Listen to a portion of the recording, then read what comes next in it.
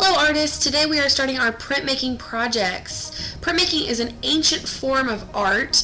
It's used as early as cavemen, but they believe that the Chinese were actually the first to start printmaking on paper over 3,000 years ago. So we're going to learn a very old type of printmaking called relief printmaking, where an artist will carve indentations into a flat plate, put ink on it, and then press a paper into it. You'll see me do that right now. When you pull the paper away from the printed plate, the ink is only on the flat part. It's not inside the grooves, so it leaves the indentations bare. And you'll see here, it makes a mirror image of the printed plate. So let's get started. The supplies that you'll need in front of you are a foam tray, a pencil, some scissors, and a piece of paper. If you don't have those four things in front of you, get them right now.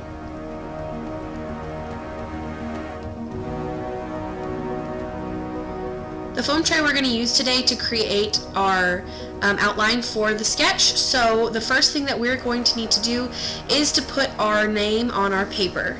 So go ahead and get your pencil. You're going to write your name on your paper.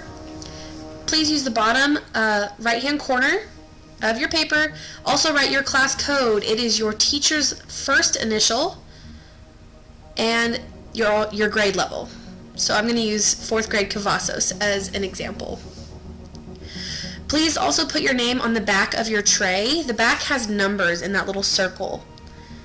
It'll leave a little indentation, not a big deal, it's okay. Just don't push so hard that it rips all the way through.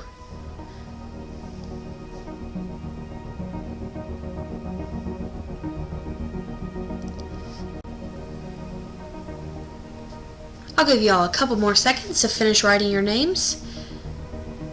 If you need to pause the video now, you can. Alright, we're going to flip our paper over and our tray as well so that our names are on the back and they don't get covered up with ink. Now we need to remove the outer edge of the tray because when we use the brayer, like you saw earlier, I was using the brayer to roll the ink onto the tray. It doesn't fit if you have the sides on the tray, so we're going to have to cut those off. Get your scissors in front of you. We're going to be using diagonal lines to cut from the tallest corner down to the flat part of the tray. So go ahead and start cutting. Remember, our voices are off so everyone can hear the instructions, okay? You're going to cut all 4 corners. Once all 4 corners are cut, you are going to connect the lines from the bottom edge all the way across and cut up to the top, okay? Go ahead and start doing that now.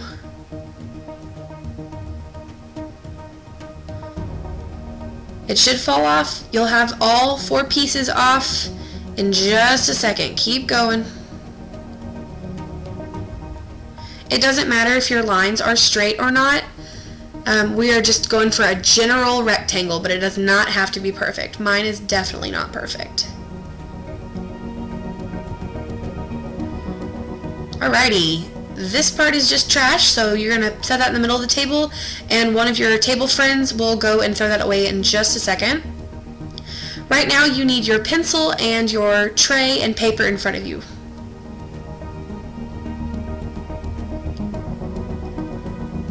If you need to pause the video to catch up to this point, please do so now.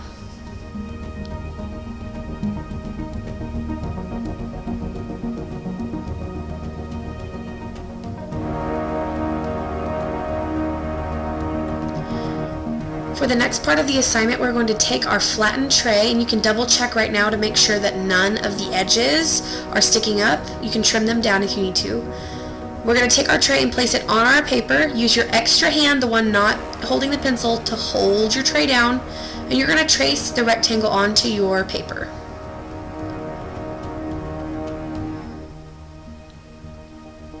This also doesn't have to be perfect because this paper we're using is only a sketch of our idea. Okay, the tray is finished for now, so you guys can put that in the middle of your table. We are going to be using those next time. Today we are working on finalizing our designs. So your trays are in the middle, You're ready to start your design. Get a pencil in your hand. We're going to brainstorm for a little bit. You guys can think of your favorite animal, your favorite food, maybe a video game character or your favorite book character. We're going to create those on our pictures today, okay? Now, remember, we are still at school, so our pictures do need to be appropriate, and we're not going to draw anything too violent. I do want you to have fun though, so please choose something that you are really passionate about and that you'll have fun creating this week. Alright, let's get started. I'm going to show you my example that I used to create one of the prints. This is the Mermaid Tail. You'll notice that I put a lot of detail into the entire piece, not just the part that was the tail. So I have the scales here, I've got the swirls, but I also did a whole bunch of lines around the mermaid tail to indicate the water moving around her. And that just makes it look better whenever you're printing, because the way the ink works, if you have a large flat surface, it will be completely black if you don't have any detail lines on it. So I want you guys to really work hard and fill that entire space up with lines and small details to create interest and visual texture. Alright, the last thing we need to talk about is craftsmanship. We're not going to be scribbling on our paper like this. It doesn't really give you a defined look. You're going to want to use clean, dark lines to create your subject first, so the image that you are actually drawing, before you add on your details. Once you have the outline, you can start adding your details. Make sure that your lines are clean, that there's not any scribbly marks, that you're not just rushing through. You have the entire class period to work on this. So I want them nice and clean and neat, so next time we can move on to the next step. If you're confused about this project, it's totally okay to ask a friend. I can't wait to see what you guys come up with. I know you're gonna rock it.